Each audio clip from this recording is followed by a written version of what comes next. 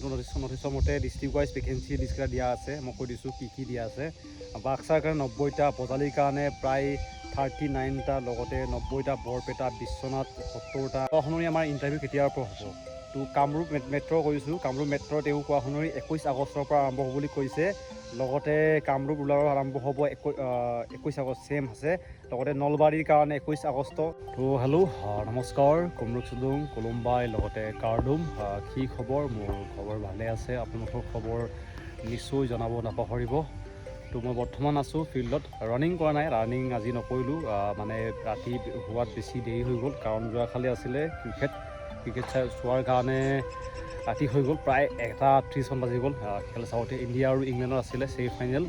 India final পাই গৈছে। বৰ্তমান ভাল লাগিছে। ক্ৰিকেটৰ একদম ইম'শ্যন নিচিনা হয়। ক্ৰিকেট যেতিয়া ইণ্ডিয়া জিকে নাই, মানে ৰাতি শুব মজা লাগে। আৰু তাৰপিছতে এইবাৰ হয়তো ক্ৰিকেটৰ প্ৰশ্ন আহিব পাৰে দেই অসম পুলিচত। এইটো কাৰণে কিছুমান আপোনালোকে নলেজ গোটাই ল'ব। এইবাৰ প্ৰথমবাৰ পাইছে চাউথ আফ্ৰিকাই ফাইনেললৈ। টি20 ৱৰ্ল্ড কাপত তেওঁলোকে আজিলৈকে ফাইনেললৈ পাই পোৱা নাই। লগতে ছেমি ফাইনেললৈ পাইছিলে আফগানিস্তানেও, এইবাৰ প্ৰথমবাৰ পাইছে। এইবিলাক মনত ৰাখিব। আৰু SSC যোনটো মই GD পৰীক্ষা দিছিলোঁ, তাতো এটা প্ৰশ্ন মোক আহিছিলে, যোনটো LBW ফুল ফৰ্মটো কি বুলি আহিছিলে। ক্ৰিকেটৰ প্ৰশ্ন আহিয়ে থাকে, ভাল লাগিলে। আৰু আজি কিন্তু আপোনালোকে দেখিছে যে থাম্বনেইল কিছুমান ডিষ্ট্ৰিক্টৰ কিমানটা ভেকেঞ্চি আছে, কেতিয়াৰ পৰা ইণ্টাৰভিউ হ'ব, এইবিলাকৰ কিছুমান নিউজ মোক দিছে। মানুহে মোক মানে বহুতেই মোক ইনষ্টাগ্ৰামত শ্বেয়াৰ কৰিছে। প্ৰথমতে আহিছোঁ যেন এনেকুৱা ভিডিঅ' মই নবনাওঁ, কাৰণ কাৰোবাৰ ওপৰত মই ভিডিঅ' বনাওঁতো মানে ভাল নালাগে। মানে কোনে কি কৰিছে এইবিলাকৰ ওপৰত মই ইমান গুৰুত্ব নিদিওঁ। কিন্তু বহুতে শ্বেয়াৰ কৰি আছে, দাদা সঁচা নে মিছা, আপুনি ভালকৈ ভিডিঅ' বনাব বুলি মোক শ্বেয়াৰ কৰি আছে। সঁচাকৈ আগষ্টত হ'বনে নহয়, কিছুমান মানে তাৰিখ দিছে, তাৰিখত তেওঁ তাৰিখ দিয়া দিছে। কিছুমান বনাইছে বাৰু চাগে, বৰ্তমানলৈকে ময়ো ভালকৈ চোৱা নাই, কিন্তু তেওঁলোকে মোক বাৰে শ্বেয়াৰ কৰিছে।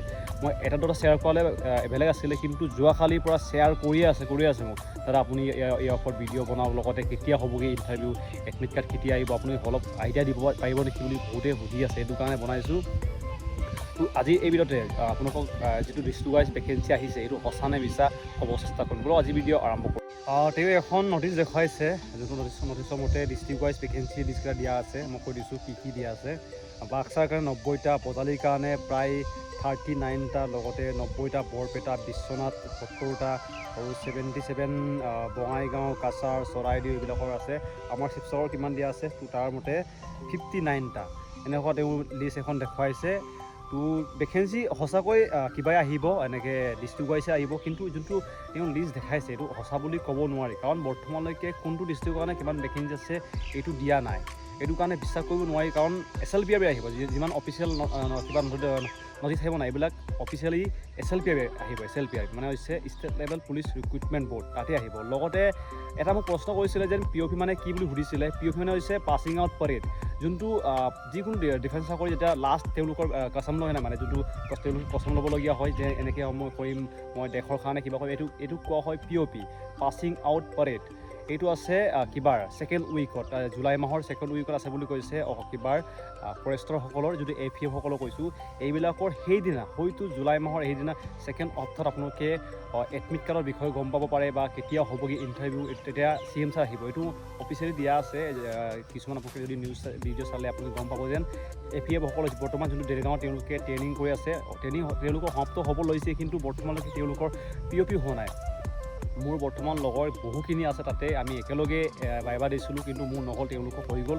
তেওঁলোকৰ কোৱা অনুসৰি তেওঁলোকে CM ছাৰ আহিব সেইদিনা হয়তো ক'ব পাৰে যেন আচলতে ইণ্টাৰভিউ কেতিয়া হ'ব বৰ্তমানলৈকে আগষ্টৰ মানে ছেপ্টেম্বৰৰ হ'ব, বৰ্তমানলৈকে কোৱা হোৱা নাই।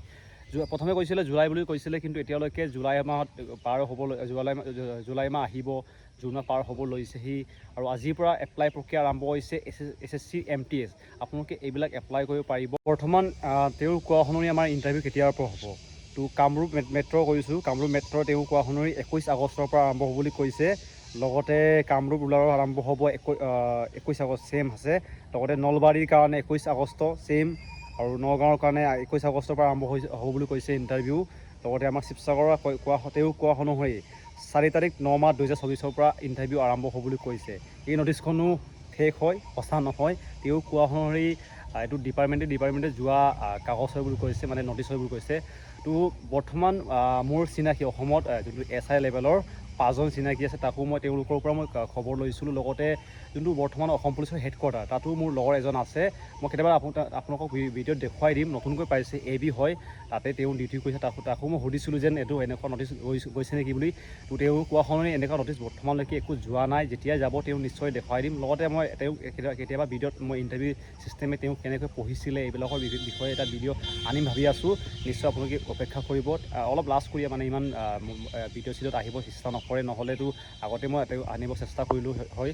তো বৰ্তমানলৈকে অফিচিয়েল নটিচ দিয়া নাই যেন কেতিয়া ইণ্টাৰভিউ হ'ব। আমি অপেক্ষা কৰিব লাগিব কিবা ছেকেণ্ড উইকলৈ, জুলাইৰ ছেকেণ্ড উইকলৈ, যেতিয়া FE সকলৰ POP হ'ব।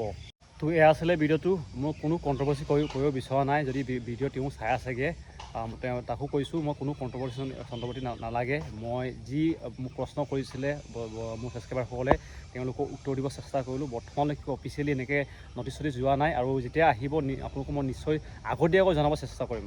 মোৰ লগৰ যিমানখিনি আছে না, তেওঁলোকক ভালকৈ মই একদম নলেজত আছোঁৱেই, মানে তেওঁলোকক সুধিয়ে আছোঁ কেতিয়া হ'ব, কাৰণ মই এজন কেণ্ডিডেট হয়, মই অপেক্ষা কৰি আছোঁ।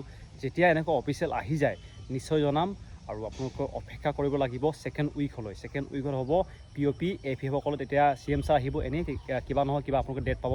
বৰ্তমান ৰানিং কৰক, পঢ়া শুনাত গুৰুত্ব দিয়ক, আৰু অপেক্ষা কৰিব লাগিব।